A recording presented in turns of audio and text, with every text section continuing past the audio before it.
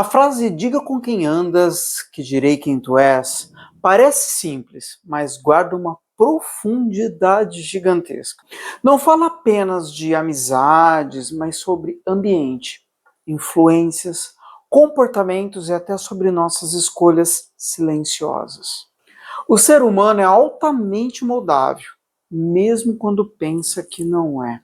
Aos poucos nós vamos absorvendo padrões, adotando posturas, copiando atitudes e nos adaptando ao meio em que estamos inseridos. E esta adaptação pode ser a chave para o nosso crescimento, ou, por um outro lado, para a nossa própria destruição.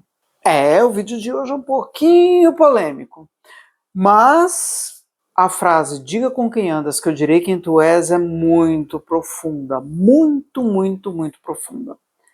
A gente se molda de acordo com o ambiente que a gente frequenta. Isso acontece na religião, acontece em times de futebol, acontece na política, acontece em nossos meios sociais, acontece no trabalho, acontece na escola. A gente vive em grupos, em meios, e dependendo das influências ao qual nos é apresentada, a gente pode se enveredar tanto pelo lado bom, positivo, como pelo lado ruim, negativo. Isso acontece. E pode perdurar por dias, meses, anos, décadas. Principalmente, um exemplo básico, quando a gente cai na cilada da religião. Quantos fanáticos religiosos não existem por aí? Quantos fanáticos políticos, quantos fanáticos por times de futebol até se matam, se degladeiam por causa de um time. Por quê? Porque a gente se envolve e se deixa envolver pelo meio. E a gente vai aos poucos se sentindo pertencentes àquele grupo. Será que em algum momento da sua vida você já não chegou a esse ponto? Pegar manias de colegas, às vezes fala até da mesma forma, como se fosse uma escolinha, né, onde todos estivessem ali juntos, reunidos e todos fazendo a mesma coisa, usando até os mesmos uniformes. Você vê em grupos se vestindo da mesma forma. Acontece muito com adolescentes, que são mais fáceis e vulneráveis à manipulação. Neste vídeo nós vamos refletir sobre isso. E aí vai uma pequena meditação. Você já foi manipulado? E eu vou fazer algumas perguntas antes de começar. Você já frequentou alguma religião ao qual você ficou lá cumprindo regras, normas o tempo todo? Você já frequentou um grupo que torcia para um determinado time e você estava ali fervoroso para que o time ganhasse? E ficava bravo com o adversário? Você já participou de algum grupo ao qual se vestia de uma determinada forma e você começou a se vestir daquela forma também? Ou você já conviveu com pessoas que até falavam juntas como se fosse um jogral? Por quê? Porque a convivência era tão grande que você já sabia o que o outro pensava. Existem moldes, nós somos moldados pela sociedade ao qual nós convivemos. Se você respondeu sim para algumas dessas perguntas ou para outras perguntas que envolvem o coletivo, este vídeo é para você. Meu nome é Alexandre e você está no canal Mundo do Saber. Vamos lá?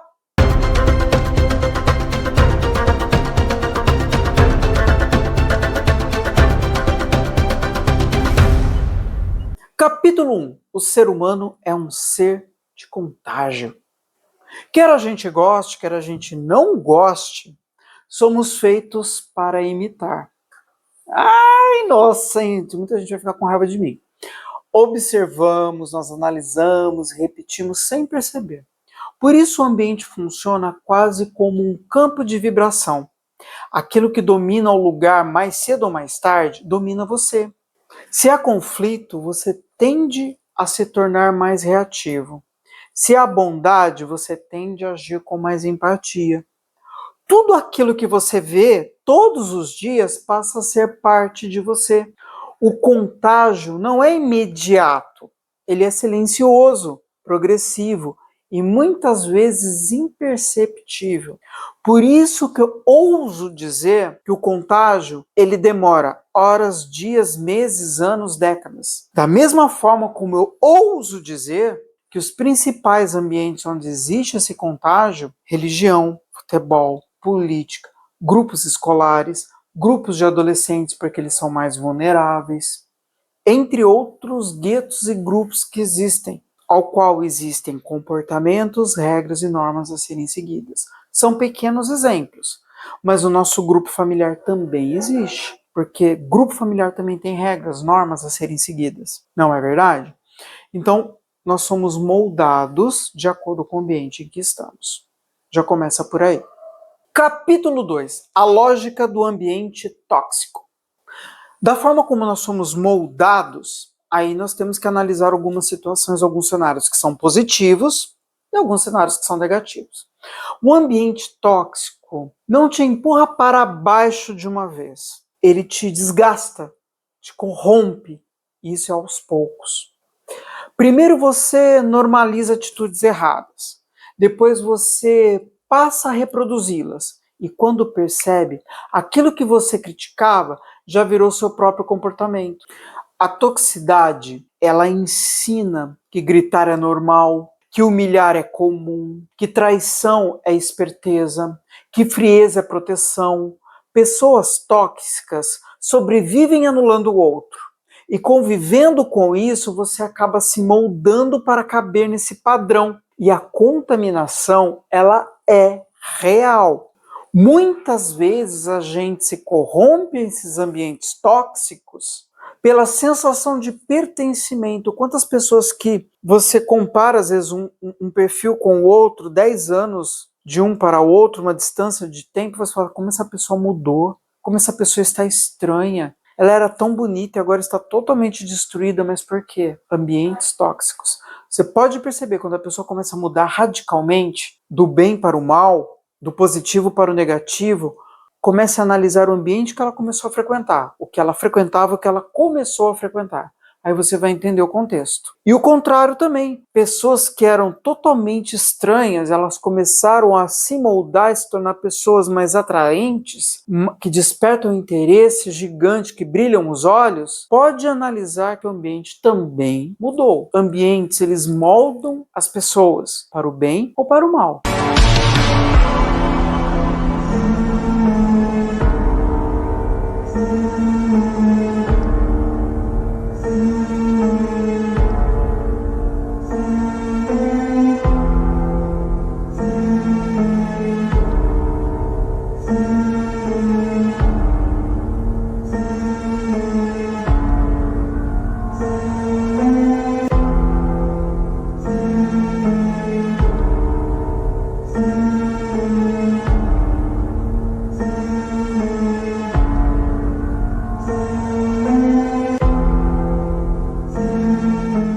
Capítulo 3. A negatividade muda seu modo de ver o mundo.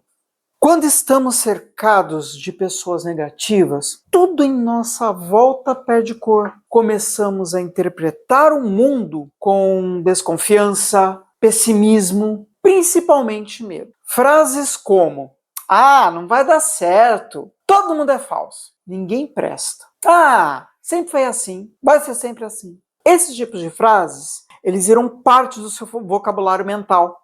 A negatividade muda seu filtro interno. E o que era brilho, vira sombra. O ambiente tóxico não destrói seus relacionamentos. Destrói sua esperança e sua perspectiva de futuro. Por isso é importante vigiar o tempo todo, constantemente. Porque senão a gente se deixa influenciar pelo meio. O meio tem que fazer bem. Se o meio está fazendo mal, é necessidade você criar coragem de sair daquele local, daquele ambiente. Mas você precisa ter coragem, às vezes a gente não tem. A gente fica em um ambiente por comodismo e a gente não tem a coragem de sair. Às vezes a gente sabe até que aquele ambiente é falso, que aquele ambiente é maquiavélico, mas a gente não quer sair porque todo mundo te idolatra naquele local, todo mundo te acolhe, todo mundo te abraça. Quando você vê, você está envolvido. Ah, eu não quero sair, porque se eu sair, eu vou ser condenado. Se eu sair, vou ser rejeitado. Se eu sair, vou ficar sozinho. Olha quantas situações, quantos cenários que nós criamos por medo. Então a gente prefere ficar no local ruim, local péssimo, local que nos desgasta pelo medo. E ali se passam dias, meses, anos, décadas. Quando você acorda, pode ser tarde demais. Capítulo 4. a força transformadora de um ambiente saudável. Nossa, Lê, mas você só falou de coisas ruins? Não. Vou começar a falar de coisa boa. Calma. Tem o lado ruim, que é o lado negativo, que leva a gente até o fanatismo, leva a gente à loucura. Mas tem um lado bom. Tem os ambientes que nos transformam. Da mesma forma como o mal contamina, o bem também cura. Pessoas alinhadas com propósito, consciência, amor e disciplina têm a capacidade de elevar quem está ao redor. Em um ambiente saudável, você se sente inspirado, suas ideias têm espaço, seus valores são respeitados, seu crescimento é visto como vitória, não como ameaça. O ambiente saudável não te coloca para competir, ele te coloca para florescer. É ali que a sua melhor versão encontra alimento. Capítulo 5. Você se torna a média do seu círculo. Não é exagero dizer que você é a média das 5 pessoas com quem você mais convive. Nosso cérebro ele se ajusta para se encaixar no grupo. É um mecanismo de sobrevivência social. Lembra que eu já falei para vocês em vídeos passados de que o nosso cérebro ele se adapta a todos os ambientes porque a ideia do cérebro ele foi programado para sobreviver. Essa caixinha pensante aqui quer só sobreviver. Então ele se encaixa, ele se adapta. Ele quer sobreviver, certo? No ambiente tóxico ou no ambiente positivo, no ambiente saudável, ele vai se adaptar. Então, é importante a gente escolher as 5 pessoas melhores para estar perto. Mesmo que às vezes a gente não consiga se aproximar de imediato, mas quando vale a pena, a gente vale o nosso esforço. Então a gente se esforça e fala assim, não, preciso conquistar esse ambiente. Esse ambiente é bom, são pessoas que vão agregar valor na minha vida, são pessoas que vão trazer conhecimento para mim, eu vou poder fornecer conhecimento para essas pessoas, vai existir uma troca saudável, vai ser gostoso e prazeroso trabalhar com elas, então eu vou ficar aqui. Então o seu cérebro ele começa a ajustar mecanismos para que você consiga se encaixar, ser aceita, ter aquela sensação de pertencimento. Por esse motivo, se você convive com pessoas ambiciosas, estudiosas e de caráter, inevitavelmente será puxado para cima.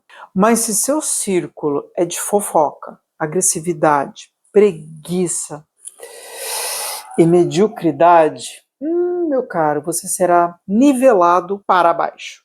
Ninguém é tão forte a ponto de viver cercado de escuridão sem ser afetado.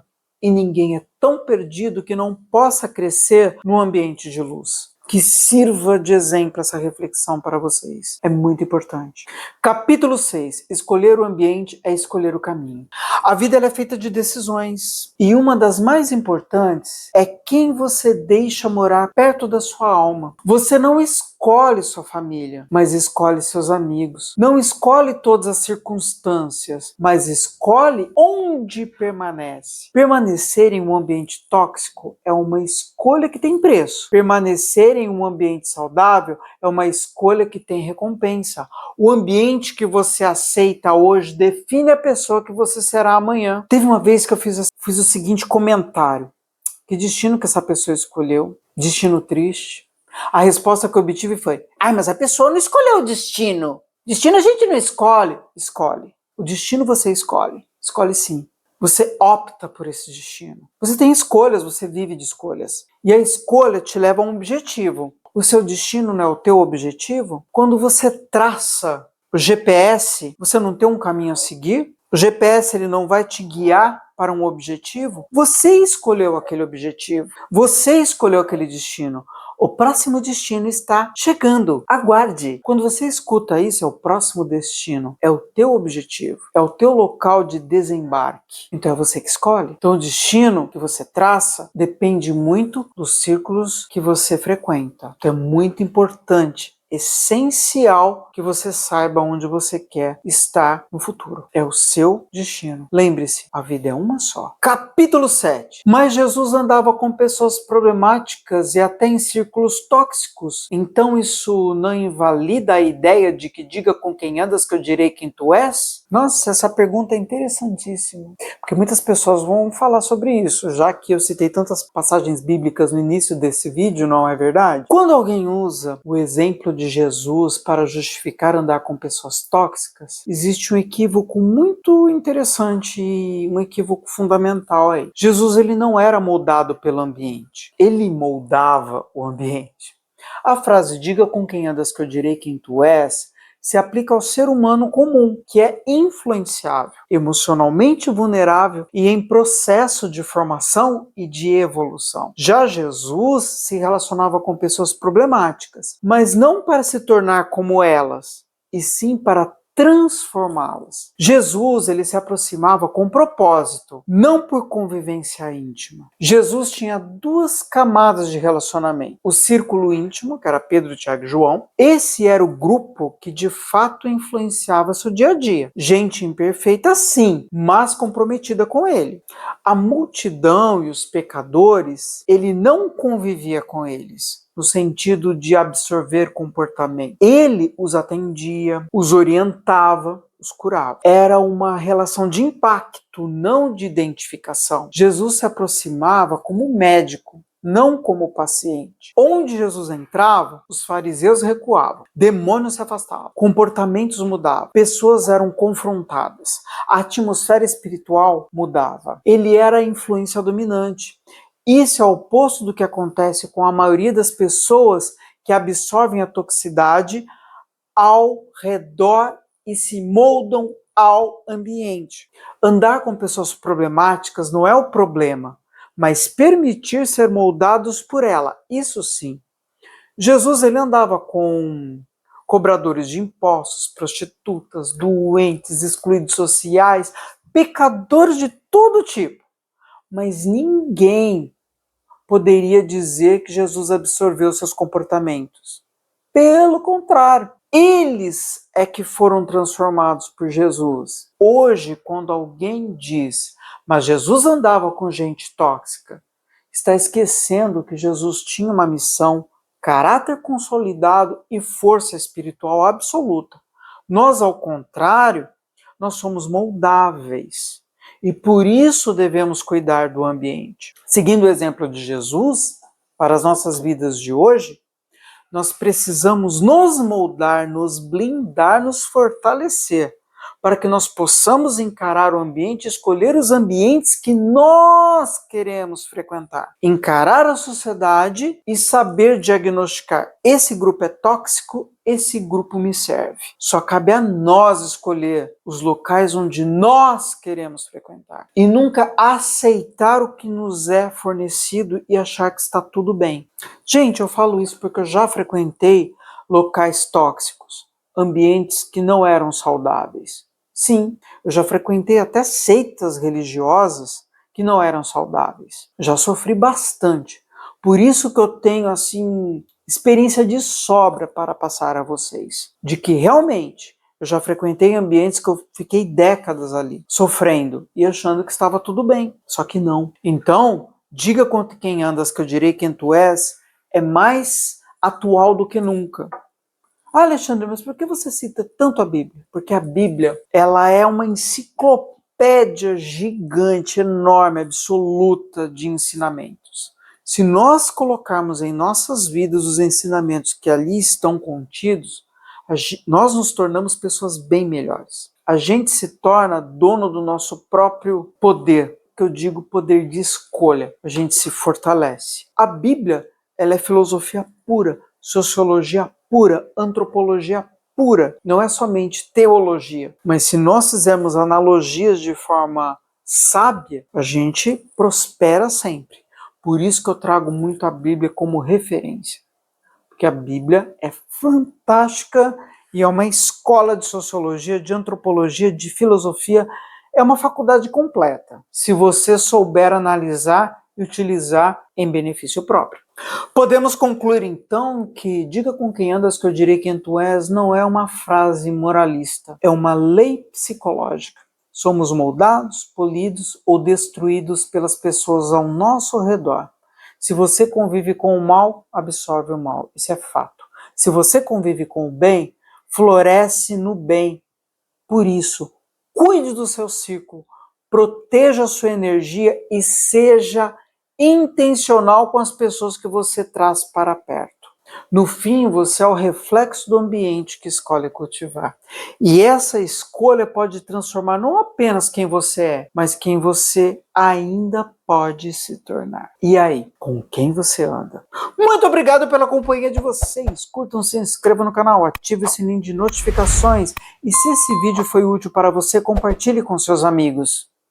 Porque afinal de contas, diga com quem andas, que eu direi quem tu és. Te vejo numa próxima. Tchau!